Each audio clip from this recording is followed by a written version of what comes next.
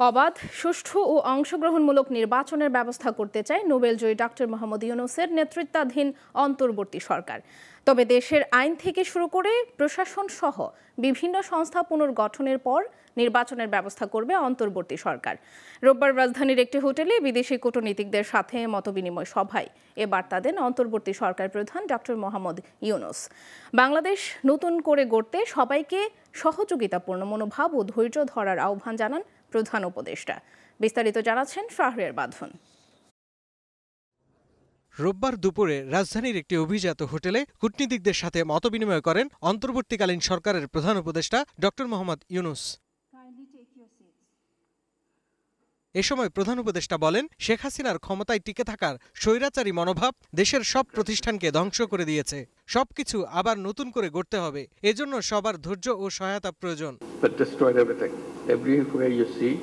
Nothing but corruption, mess, unruliness. I don't know how long it will take to keep it in shape, little shape. So this is the beginning of that process. I hope you'll have patience and stay with us, help us to make that great country that we've always felt about. আন্দোলনের সর্বোচ্চ ত্যাগ স্বীকারকারীদের প্রতি শ্রদ্ধা জানিয়ে অধ্যাপক ইউনূস বলেন, ছাত্রদের অনুরোধেই তিনি এই দায়িত্ব নিয়েছেন।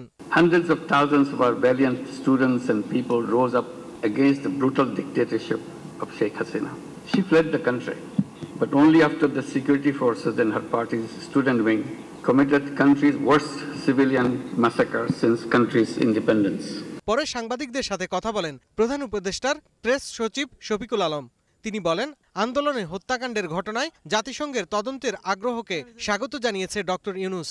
এতে সব ধরনের সহায়তা করবে বাংলাদেশ।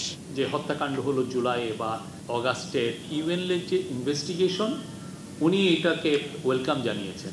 স্টুডেন্টদের যে ম্যাসাকার হয়েছে এটার ক্রেডিবল একটা এবং ইমপার্শিয়াল এটার একটা ইনভেস্টিগেশন হোক, পুরো বিশ্ববাসী দেখুক কি হচ্ছে, এবং এটার ক্রেডিবিলিটির জন্য উনি ইউএনএর যে ইনভেস্টিগেশন যত সাপোর্ট দরকার বাংলাদেশ গভর্নমেন্ট সেই সাপোর্টটা তাকে দিবে। তিনি বলেন, কূটনীতিকদের পরামর্শ ছিল স্বল্প সময়ের মধ্যে নির্বাচন করা, সব সেক্টর রিফর্ম করার পরই এটা করা হবে বলেও আশ্বস্ত করেন অন্তর্বর্তী সরকারের প্রধান উপদেষ্টা।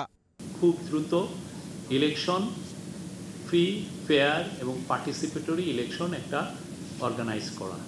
কিন্তু ওনাদের ম্যান্ডেটটা হচ্ছে যে উনি এই ইলেকশনটা তখনই করবেন যখন ডিপ রিফর্মগুলো ক্যারি আউট করা যায়, যেটা জুডিশিয়ারিতে, সিভিল অ্যাডমিনিস্ট্রেশনে, সিকিউরিটি ফোর্সে, মিডিয়াতে।